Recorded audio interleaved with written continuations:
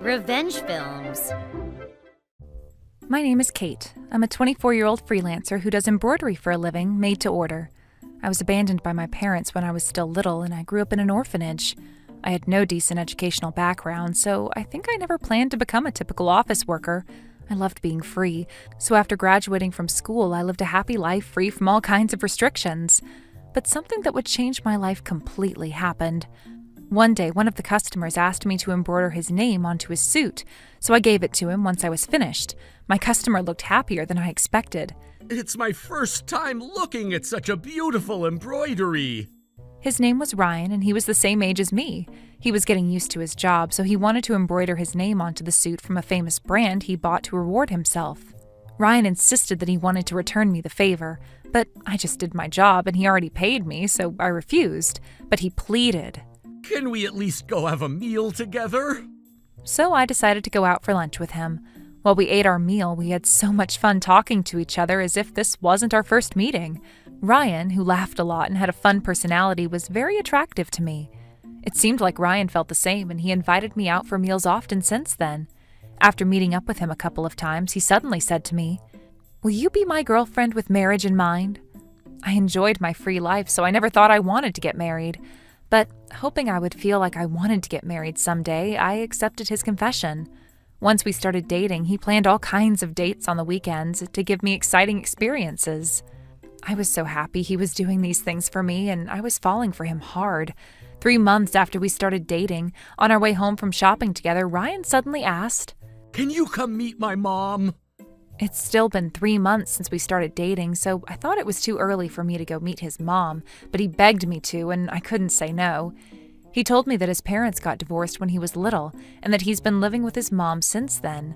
When he told his mother that he got a girlfriend, she insisted that she wanted to meet me. I reluctantly visited his mother, dressed in a more moderate way with a more natural makeup than usual. When I went to the living room in a polite manner, led by Ryan, his mom greeted me with a smile. "Welcome, take a seat." I was relieved that she looked kind, and then she started talking to me frankly. She asked me about the environment I grew up in and my family structure, so I honestly told her that I grew up in an orphanage without any decent educational background. Then she said, "Oh, I feel so bad for you. You two should get married right away, and you can move in with us. You'll no longer feel lonely." I'm thankful for your offer, but I like my life right now. I would like to take some time to consider our marriage, I answered. That moment, her expression changed. Her smile was gone, and she glared at me. I suddenly felt scared seeing her expression, so I stood up as I said, I think it's time for me to leave." Then my boyfriend grabbed my shoulder, saying, "You should stay here longer." His mom continued, "You're going to get married to my son. We won't let you go." She grabbed my hands with great power and quickly handcuffed me. I was so shocked and afraid I was trembling with fear, unable to speak. "Take her to the room in the back and lock her in," his mom said. Ryan answered, "Okay, Mom," and he locked me into a dark room, and he disappeared, saying, "You better behave." I never thought something like this would happen, so it was as if my soul had left my body out of shock. Since the next day they would bring me a meal a day, the person who brought me food wasn't Ryan, but was a woman I didn't recognize. She said she was a housemaid, and that she borrowed a lot of money from his mother when she was in deepest need, lured by her sweet words, and since then she was basically trapped here. After hearing her story, I really hoped I had my phone with me so that I could have called for help. Then the housemaid muttered, "I wonder where they hide it." That night, I heard the lock open, and as I stared at the door frightened, Ryan came in. Then he simply said, "We'll let you go if you agree to get married to me." When I asked, "Why are you doing this to me?" he said it as if it was obvious. "My mom wants a free housemaid." When I shouted, "Who would ever marry into a household like this?" Ryan left, saying, "Then I guess you'll have to stay here forever." The third morning of being locked up, the housemaid whispered to me as she brought me food, "I found your phone." But his mother was very careful, so she said we had to return it before she found out. I tried to calm myself down and texted all the people I trust as I sent them my location. All I had to do now was to believe in them and wait. 3 hours later, I heard the sound of the engine of a motorbike. I knew that my friends had arrived to save me. They were my friends and juniors from the female gang I was part of when I was younger. Actually, I was part of the gang up until very recently, and I just left the gang. My friends forcefully opened the door, and they came inside without ever taking off their shoes and started looking for me. I heard his mother exclaim, "What are you doing? Stop it!" But then I heard another voice. "Shut up, you criminal! Where is Kate?" And after hearing sounds of chaos, everything suddenly went silent. Then the lock opened. My friends came in and helped me get out of my handcuffs. My friends were asking me if I was okay worriedly, but that didn't last long. My anger towards my boyfriend and his mother exploded, and before I realized, I was chasing after them with a big ash bowl I found lying around. At that moment, the police came in.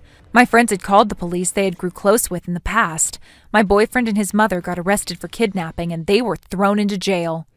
According to the police, Ryan had also been a victim of his mom when he was younger, so he ended up kidnapping me as a result of obeying his mom's orders. The police told me that Ryan had been showing signs of regret about what he did to me, but his mom keeps on insisting, "I did nothing wrong," and still refuses to admit her crimes. But with testimonies by myself, Ryan, and the housemaid, it was clear that she committed the crime, so his mom was sentenced to prison. After that, they came out of jail 3 years later, but they had to endure heavy criticism by the public. Because their faces and names were uploaded to social media, even after moving to a different place and changing their names, they would always be labeled as criminals. The two of them kept moving in and out, isolated by the community, and now they have to live a lonely life for the rest of their lives. The housemaid who helped me was finally free after the two of them were arrested, and I heard that she works a normal job and lives a healthy life. Now that I was back to living my free life, I was more thankful about my life that I had now. My motivation towards work also changed, and as a result of working harder on advertising, I got more orders, and I was making way more money. Every day was fulfilling as I lived independently, so I completely stopped thinking about getting married. After being locked up for 3 days, I think I finally realized how important freedom was to me.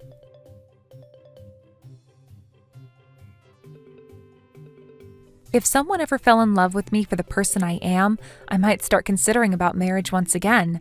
Until then, my happiness in life would be to live a free life with my lovely friends. I would never want to go through hardships again because of men, so I promised myself to be more careful with dating from now on.